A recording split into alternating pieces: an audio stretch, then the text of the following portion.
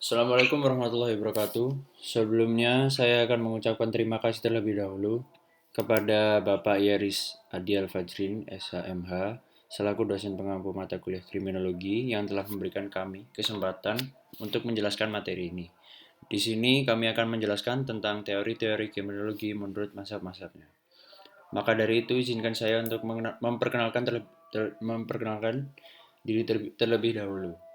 Perkenalkan, nama saya Januar Abdul Haris Ikhsani dengan nomor induk mahasiswa 20 20 10 11 03 11 429 dan teman saya Emilia Anggraini dengan NIM 20 20 10 11 03 11 419. Sebelum memasuki materi saya akan menjelaskan tentang tiga pokok substansi dalam materi ini terlebih dahulu. Yang pertama adalah tinjauan singkat tentang kejahatan dan kriminologi. Selanjutnya, tinjauan singkat mengenai mazhab positif Italian dan mazhab lingkungan dalam memandang persoalan kejahatan. Dan yang terakhir adalah macam-macam teori kriminologi menurut mazhab lingkungan. Untuk materi pertama akan dijelaskan oleh saya. Untuk yang pertama, di sini saya akan menjelaskan tentang apa itu kejahatan dan arti kejahatan menurut para ahli. Kejahatan adalah pokok penyelidikan dalam kriminologi, artinya kejahatan yang dilakukan dan orang-orang yang melakukannya. Segi yuridis, dari persoalan tersebut, yaitu perumusan daripada berbagai kejahatan itu. Tidak menarik perhatiannya atau hanya tidak langsung. Seperti dalam ilmu pengetahuan lainnya, yang terpenting dalam kriminologi adalah mengumpulkan bahan-bahan bukti kejahatan. Kejahatan menurut R. Susilo, definisi kejahatan dalam bukunya yang berjudul Kitab Undang-Undang Hukum, pidana serta komentar-komentar lengkap pasal demi pasal. Membedakan pengertian kejahatan menjadi dua sudut pandang, yaitu yang pertama secara yuridis dan yang kedua sudut pandang sosiologis. Dilihat dari segi yuridis, menurut R. Susilo, pengertian kejahatan adalah perbuatan tingkah laku yang bertentangan dengan undang-undang. Sedangkan jika dilihat dari sudut pandang sosiologis, pengertian kejahatan adalah perbuatan atau tingkah laku yang selain merugikan si penderita, juga sangat merugikan masyarakat, yaitu berupa hilangnya keseimbangan, ketentraman, dan ketertiban. Di sini saya akan memberikan contoh kejahatan yang sering kita jumpai. Yang pertama adalah peretas atau hacker.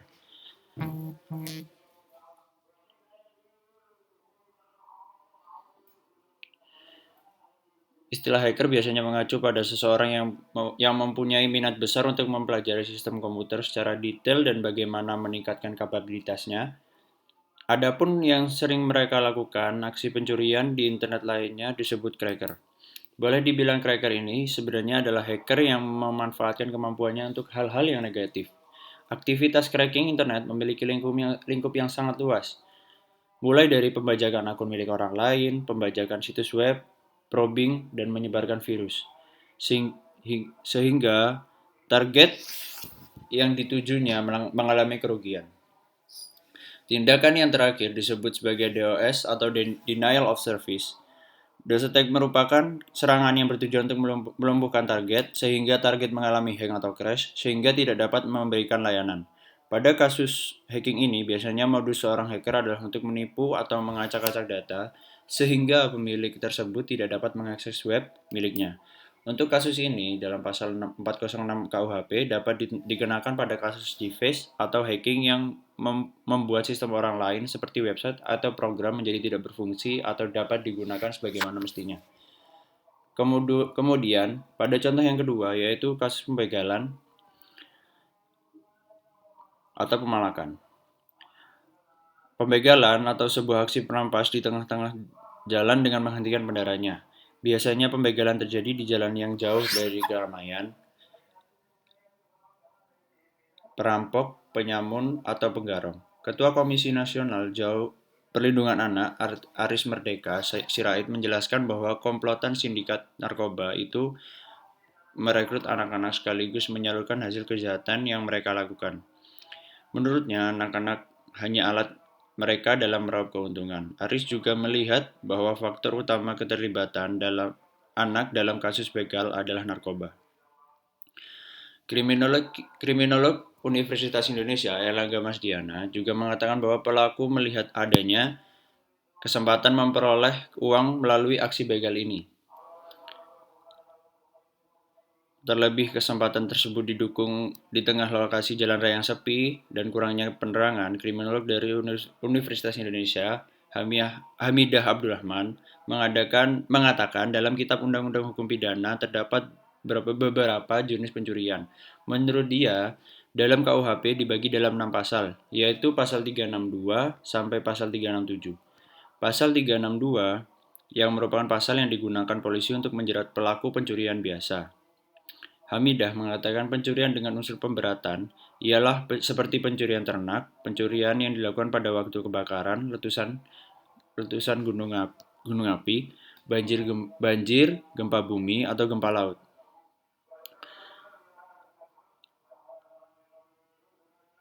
Pencurian pada waktu malam dalam sebuah rumah atau pekarangan tertutup yang ada rumahnya, serta pencurian yang dilakukan oleh orang-orang yang ada di situ tidak diketahui atau tidak dikehendaki oleh yang berhak. Hamidah menuturkan pelaku pembegalan bisa dijerat dengan pasal 365 karena sebelum mengambil motor milik orang lain, begal memberikan ancaman hingga melakukan kekerasan kepada korbannya. Bahkan jika begal tersebut mengakibatkan kematian kepada korbannya, maka dia bisa diancam dengan pidana penjara paling lama hingga belasan tahun atau mati hingga seumur hidup. Kemudian selanjutnya adalah definisi tentang kriminologi. Kriminologi adalah ilmu yang mempelajari berbagai aspek tentang kejahatan. Kata kriminologi berasal dari bahasa Latin yaitu gabungan dari krimen dan logos. Yang krimen artinya kejahatan atau penjahat, dan logos yang artinya ilmu tentang kejahatan atau penjahat. Dengan tepatnya, kriminologi mempelajari segala aspek tentang kejahatan.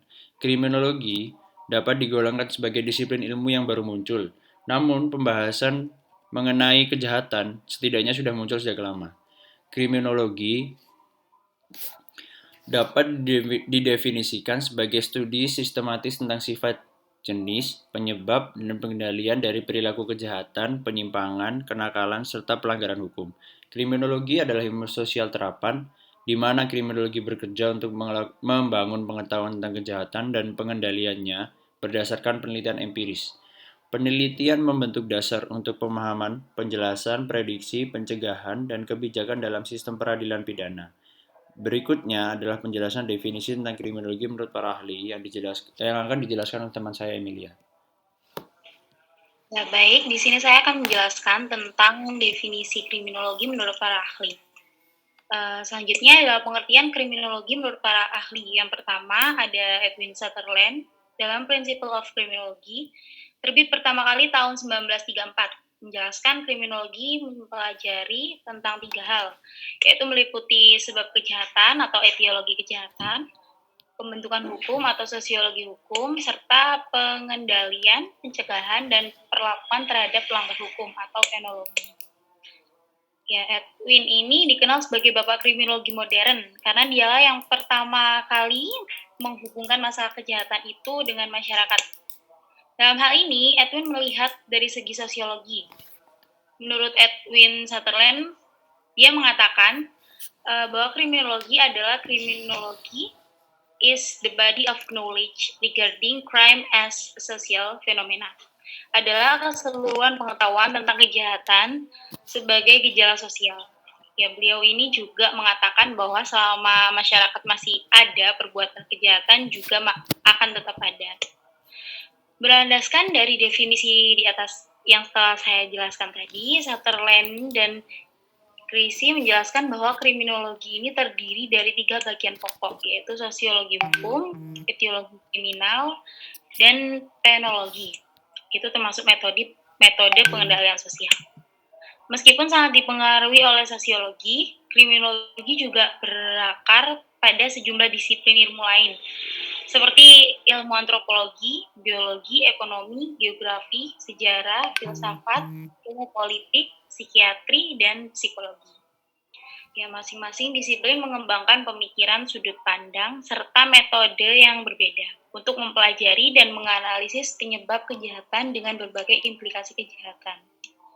Kriminologi adalah disiplin ilmu yang sangat elastis, bukan karena corak multidisiplinnya, tetapi juga karena kejahatan dapat terwujud dalam konteks sosial dan hukum yang berbeda. ya di masing-masing tempat dan waktu yang berlainan. Kriminologi memberikan pemahaman yang holistik mengenai kejahatan.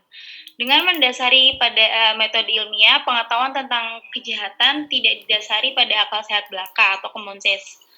Sehingga mempelajari kriminologi ini berarti kita melihat fenomena kejahatan dengan pemahaman yang sebesar-besarnya.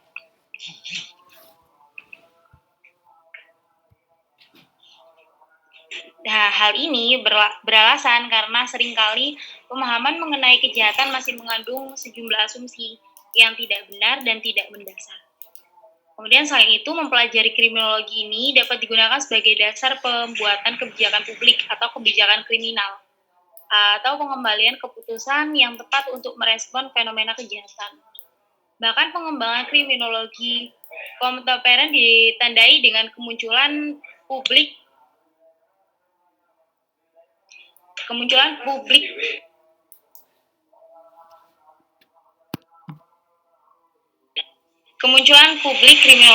yang bertujuan untuk menghilangkan sekat antara para akademisi dengan publik secara luas. Ya, rekomendasi ilmiah dari kriminolog digunakan sebagai penghormatan terhadap hak asasi manusia atau human rights. Kajian kriminologi dapat dikelompokkan menjadi 4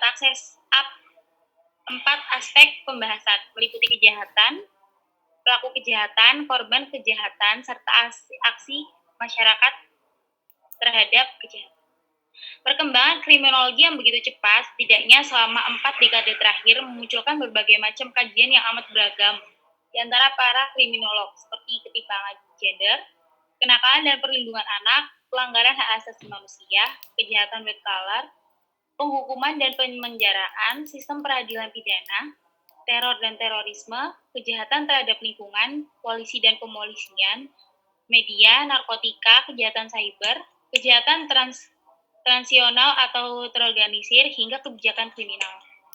Serta tidak menutup kemungkinan seiring dengan pesatnya arus globalisasi, kajian kriminologi ini semakin berkembang dengan mengeksplorasi berbagai seluk-beluk pemaknaan manusia terhadap kejahatan yang belum dikenali semuanya. Nah, kemudian yang kedua ada penjelasan kriminologi dari Wood. Wood ini dia mengatakan bahwa istilah kriminologi meliputi keseluruhan pengetahuan yang diperoleh berdasarkan teori atau pengalaman yang bertalian dengan perbuatan jahat dan penjahatnya. Termasuk di dalamnya reaksi dari masyarakat terdapat perbuatan jahat itu dan para penjahatnya. Yang termasuk di dalamnya antara lain adalah yang pertama, keseluruhan ilmu tentang kejahatan yang berdasarkan kepada teori atau pengalaman yang diperoleh dari ilmu kejahatan. Yang kedua, melihat kejahatan dan penjahat. Dan yang terakhir, ada reaksi dari masyarakat berupa pandangan, perbuatan atau tindakan, seperti penanggulangan dan pencegahan. Lalu ini yang terakhir, ada penjelasan dari W.A. Bonger, yang memberikan batasan bahwa kriminologi itu adalah ilmu pengetahuan yang bertujuan menyelidiki kejahatan seluas-luasnya. Bonger ini dalam memberikan batasan kriminologi, membagi kriminologi ke dalam 2 aspek. Aspek yang pertama adalah kriminologi praktis, yaitu kriminologi yang berdasarkan hasil penelitiannya disimpulkan manfaat praktisnya. Kemudian ada yang kedua, itu kriminologi teoristis, yaitu ilmu pengetahuan yang berdasarkan pengalamannya, seperti ilmu pengetahuan lain yang sejenis, memperhatikan gejala-gejala kejahatan dan mencoba menyelidiki sebab dari gejala tersebut, atau etiologi, dengan metode yang berlaku pada kriminologi. Dalam kriminologi teoristis, Bonger memperluas pengertian dengan mengatakan bahwa kriminologi merupakan kumpulan dari banyak ilmu pengetahuan. Ya, antropologi kriminologi yang pertama, yaitu ilmu pengetahuan tentang manusia yang jahat dilihat dari segi biologisnya yang merupakan bagian dari ilmu alam. Kemudian yang kedua ada sosiologi kriminal atau ilmu pengetahuan tentang kejahatan sebagai gejala sosial.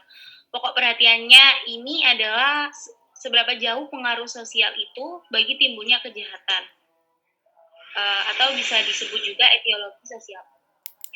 Kemudian ada psikologi kriminal. Psikologi kriminal ini adalah ilmu pengetahuan tentang kejahatan yang dipandang dari aspek psikologis. Penelitian tentang aspek kejiwaan dari pelaku kejahatan antara lain ditunjukkan pada aspek kepribadiannya. Kemudian ada psikopatologi kriminal dan neutropatologi kriminal, yaitu ilmu pengetahuan tentang kejahatan yang sakit jiwa atau sakit sarafnya, atau lebih dikenal dengan istilah psikiatri. Kemudian ada penologi, yaitu ilmu pengetahuan tentang tumbuh berkembangnya hukum, arti penghukuman dan manfaat penghukuman. Kemudian ada kriminologi taktis, yaitu berbagai kebijakan yang dilaksanakan oleh birokrasi dalam menanggulangi kejahatan. Kriminalistik, yaitu ilmu pengetahuan yang digunakan untuk menyelidiki terjadinya suatu peristiwa kejahatan. Kemudian ada Bonger juga di sini. Dalam analisanya terhadap masalah kejahatan, lebih dipergunakan pendekatan sosiologisnya, misalnya analisa tentang hubungan antara kejahatan dan kemiskinan. Nah, di sini kita bisa mengetahui bahwa faktor pemicu adanya tindak kriminologi adalah ketidakpuasan terhadap hukum pidana, hukum acara pidana, dan sistem penghukuman yang telah ada. Ya, kemudian setelah ini saya akan dilanjutkan oleh teman saya Haris mengenai tentang hubungan kejahatan dengan kriminologi, aliran kriminologi, dan mazhab kita. Di sini saya akan menjelaskan tentang hubungan kriminologi dengan kejahatan terlebih dahulu. Definisi kriminologi menurut sarjana terkemuka. Yang pertama ada Edwin Sutherland. Kriminologi adalah kumpulan pengetahuan yang membahas kenakalan remaja dan kejahatan sebagai gejala sosial. Dan yang kedua adalah J. Constant. Menurut J. Constant, kriminologi adalah suatu ilmu pengetahuan yang bertujuan untuk menentukan faktor-faktor yang menjadi sebab musabab terjadinya kejahatan dan penjahat. Hal yang berhubungan dengan kejahatan ialah sebab timbul dan lenyapnya kejahatan, akibat yang ditimbulkan, reaksi masyarakat dan pribadi penjahat dari umur, keturunan, pendidikan, dan cita-cita. Keseluruhan ilmu yang membahas hal yang bersangkut dengan kejahatan yang satu sama lain yang tadinya merupakan data yang terpisah digabung menjadi suatu kebulatan yang sistemis disebut kriminologi. Inilah sebabnya orang mengatakan kriminologi merupakan gabungan ilmu yang membahas kejahatan. Thorsten Selin menyatakan bahwa kriminologi a king without a country atau seorang raja tanpa daerah kekuasaan. Manfaat dari dipelajarinya kriminologi ialah memberikan sumbangannya dalam penyusunan perundang-undangan baru atau proses kriminalisasi, menjelaskan sebab-sebab terjadinya kejahatan, etiologi kriminal, yang pada akhirnya menciptakan upaya-upaya pencegahan terjadinya kejahatan. Sejauh manakah suatu tindakan dapat disebut kejahatan? Secara formil, kejahatan dapat dirumuskan sebagai suatu perbuatan yang oleh negara diberi pidana. Pemberian pidana dimaksudkan untuk mengembalikan keseimbangan yang terganggu akibat dari perbuatan kejahatan itu. Selanjutnya, saya akan menjelaskan mengenai aliran kriminologi. Di sini saya akan menjelaskan 3 aliran kriminologi. Yang pertama ada aliran klasik. Yang pertama, aliran klasik. Aliran klasik merupakan label umum untuk kelompok pemikir tentang kejahatan dan hukuman pada abad 18 dan awal abad 19. Anggota paling menonjol dari kelompok pemikir tersebut antara lain Cesar Beccaria dan Jeremy Bentham. Dua pemikir ini mempunyai gagasan yang sama, bahwa perilaku kriminal bersumber dari sifat dasar manusia sebagai makhluk hedonistik sekaligus rasional. Hedonistik. Mengapa hedonistik? Karena manusia cenderung bertindak demi kepentingan dirinya sendiri, sedangkan rasional karena mampu memperhitungkan untung rugi dari perbuatan tersebut bagi dirinya. Menurut aliran klasik ini, seorang individu tidak hanya hedonis, tapi juga rasional. Dan dengan demikian selalu mengkalkulasi untung, rugi dari setiap perbuatannya termasuk jika melakukan kejahatan. Kemampuan ini memberikan mereka tingkat kebebasan tertentu dalam memilih tindakan yang akan diambil, apakah melakukan kejahatan atau tidak. Sementara itu, Jeremy Bentham memiliki suatu prinsip baru yaitu utilitarian yang menyatakan bahwa suatu perbuatan tidak dinilai dengan sistem irasional yang absolut, akan tetapi melalui prinsip-prinsip yang dapat diukur. Bentham menyatakan bahwa hukum pidana jangan dijadikan sarana pembalasan tetapi untuk mencegah kejahatan. Yang kedua adalah aliran positif. Aliran modern atau aliran positif muncul pada abad ke-19 yang bertitik tolak pada faham determinisme tentang manusia. Faham ini menggantikan doktrin kebebasan berkehendak atau the doctrine of free will. Bagi aliran positif, manusia dipandang tidak mempunyai kebebasan berkehendak. tetapi dipengaruhi oleh kondisi internal dan eksternal manusia itu sendiri. Ada 3 segmen teori dalam aliran positif. Yang pertama, segmen yang bersifat biologis, pemikiran Lambrosian mengenai ciri fisik penjahat. Kedua, segmen yang bersifat psikologis, antara lain tentang physiological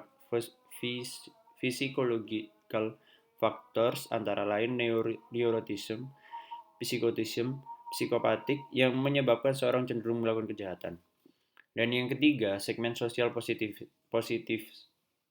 seperti terdapat pada pemikiran Adolf Quetelet, Rawson, Henry Mayhew, dan Durkheim mengenai societal factors antara lain poverty atau kemiskinan, membership of sculptors, low level of education, crowded cities, distribution of wealth sebagai faktor pendorong terjadinya kejahatan. Mengenai penghukuman, aliran ini menganjurkan agar pelaku tidak perlu dihukum, sebab ia hanyalah korban keadaan yang berada di luar kontrolnya sebagai individu. Langkah yang lebih strategis adalah melakukan pembenahan sistem lingkungan atau dari sosial, ekonomi, budaya, politik secara holistik. Di samping itu, melakukan terapi khusus terhadap pelaku yang bermasalah terhadap psikologis dan biologis. Pelopor aliran positivitis adalah Cesare Lombroso, yaitu seorang dokter dari Italia yang mendapat julukan Bapak Kriminologi Modern melalui teorinya yang terkenal yaitu Born Criminal. Teori Born Criminal dilandasi oleh teori evolusi dari Darwin. Dengan teorinya tersebut, Lombroso membantah mengenai free will yang menjadi dasar aliran klasik dan mengajukan konsep determinisme. Inti dari ajaran Lombroso yaitu yang pertama adalah penjahat adalah orang yang memiliki bakat jahat. Yang kedua, bakat jahat tersebut diperoleh dari kelahiran atau born criminal tadi. Dan yang ketiga adalah bakat jahat dapat dilihat dari ciri-ciri biologis. Lanjut, Lombroso mengemukakan bahwa seperti dahi yang sempit, melengkung ke belakang, rahang yang besar dan gigi taring tajam, berbadan tegap, tangan lebih panjang, bibir tebal, hidung tidak mancung dan lain sebagainya. Aliran kritis. Aliran kritis dikenal sebagai istilah critical criminology atau kriminologi baru. Aliran kritis sesungguhnya memusatkan perhatian pada kritik terhadap intervensi kekuasaan dalam menentukan suatu perbuatan sebagai kejahatan. Itulah sebabnya aliran ini menggugat eksistensi hukum pidana. Pendukung aliran menganggap bahwa pihak-pihak yang membuat hukum pidana hanyalah sekelompok kecil dari anggota masyarakat yang kebetulan memiliki kekuasaan untuk membuat dan membentuk hukum pidana tersebut. Jadi, hal yang dikatakan sebagai kejahatan dalam hukum pidana dapat saja dianggap oleh masyarakat atau umum sebagai hal yang bukan tindak kejahatan atau tidak jahat. Dan tentunya, hal tersebut terjadi jika persepsi para pembuat hukum pidana berbeda dengan persepsi luas pada umumnya. Pendekatan yang cukup dominan dalam aliran yang kritis ini adalah pendekatan konflik. Pendekatan ini beranggap bahwa hukum dibuat dan ditegakkan bukan untuk melindungi masyarakat, tetapi untuk nilai dan kepentingan kelompok yang berkuasa. Dengan demikian, pendekatan konflik memusatkan perhatiannya pada masalah kekuasaan dalam pendefinisian kejahatan.